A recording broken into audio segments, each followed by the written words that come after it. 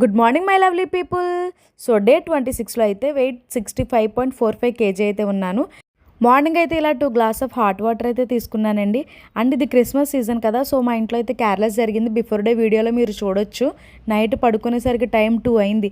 మళ్ళీ early morning నేను 5కే లేచాను, ఎందుకంటే తాడేపల్లి కూడా ఈవెంట్కి వెళ్ళాలి అని. సో నాకైతే జస్ట్ నిద్ర 3 or 4 అవర్స్ ఉందండి, అంతే. ఇంకా అంతకు మించి నిద్ర లేదు. చాలా హెడేక్ వచ్చేస్తుంది అనమాట. సో మార్నింగ్ అయితే ఇలా పిచ్చి వేషాలు అయితే వేయడం అయిపోయింది.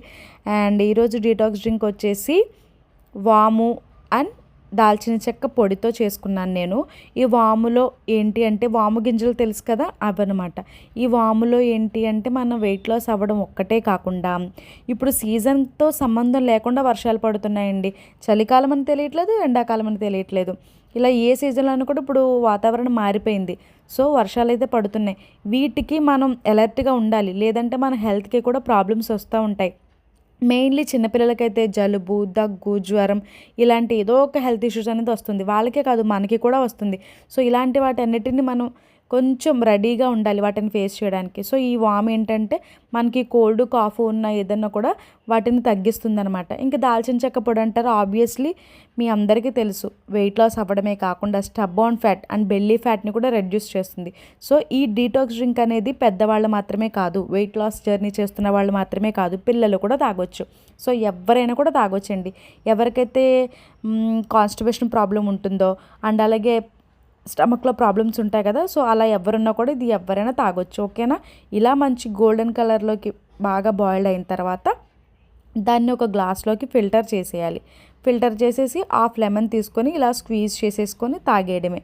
అసిడిటీ ప్రాబ్లమ్స్ ఉన్నవాళ్ళు అండ్ అలాగే కొంతమందికి లెమన్ కూడా పడదు, అది తీసుకోవడం వల్ల వాళ్ళు ఇంకా ఎక్కువ ఇబ్బందిగా ఫీల్ అవుతూ ఉంటారు. సో అలాంటి వాళ్ళు లెమన్ అయితే అవాయిడ్ చేసండి. రిమైనింగ్ మీరు వాటర్ అయితే తాగొచ్చు. సో టేస్ట్ అయితే చాలా బాగుంటుంది. అన్ని టేస్ట్లు కూడా బాగుంటాయి. ఓకేనా. కొన్ని కొన్ని తప్ప అదర్వైజ్ డీటాక్స్ డ్రింక్స్ అన్ని టేస్ట్లు కూడా బాగుంటాయి. నేను బాగోపోయినా కూడా మీకు చెప్పేస్తాను, ఇది మీరు అనుకున్నంత టేస్ట్గా ఏమి ఉండదు, బట్ అయినా తాగాలి అని. బట్ ఇది అలా కాదు, చాలా బాగుంటుంది.